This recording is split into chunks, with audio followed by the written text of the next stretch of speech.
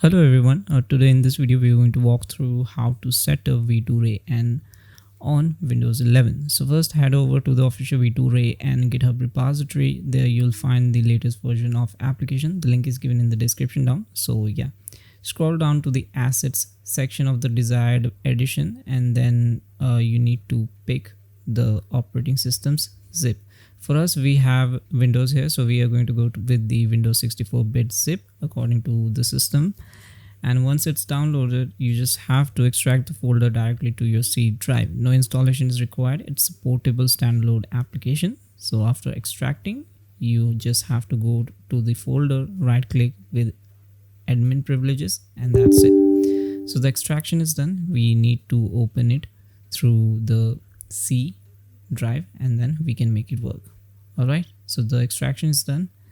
Let's go here, and this is the folder we extracted, and just right click, run as admin, and that's it.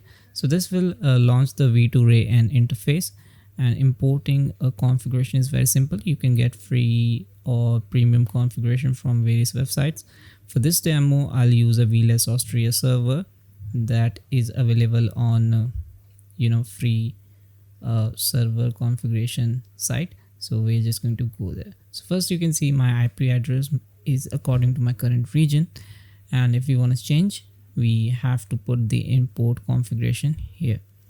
All right, so let's move to the service that I like. So this is V2Nodes, which is available 24/7 and has updated configuration all the time.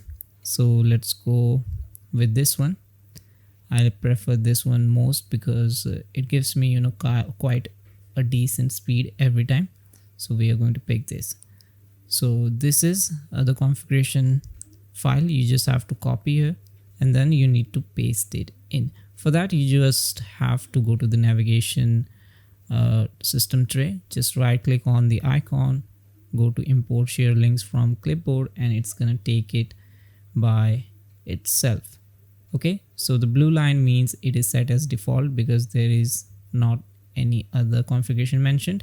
And after that, change the system proxy to pack mode and change to global, and it's gonna initiate the configuration with your system network resources and gonna do the thing, and just finally hit enable to complete the tunnel.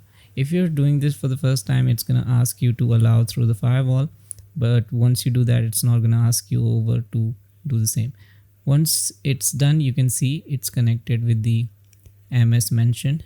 So now your system is completely connected to the system, with the network server, the VPN server, and you can use it. So if we try to refresh what is my IP address now, it's gonna give you the updated result here. See, it is listed with Austria, Vienna. So now it's connected and you can add as many servers you want and do the things you like. So if we search over, you can see the speed is quite decent and it is changed to Vienna. So if the current server fails down, you can simply disconnect and switch to another one and test again and again and again and do the things.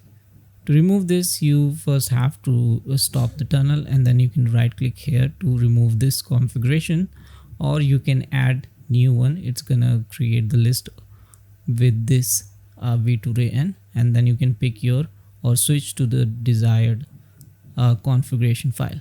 So here if we go to the speed test, it currently connected with the 200 Mbps connection. So if we test, it's gonna give us around to that. Sometimes I have seen there is no decrement in speed. It gives sometimes fully with the 200 Mbps, but sometimes it's lacking with the speed. It depends on the how many users are connected with the configuration.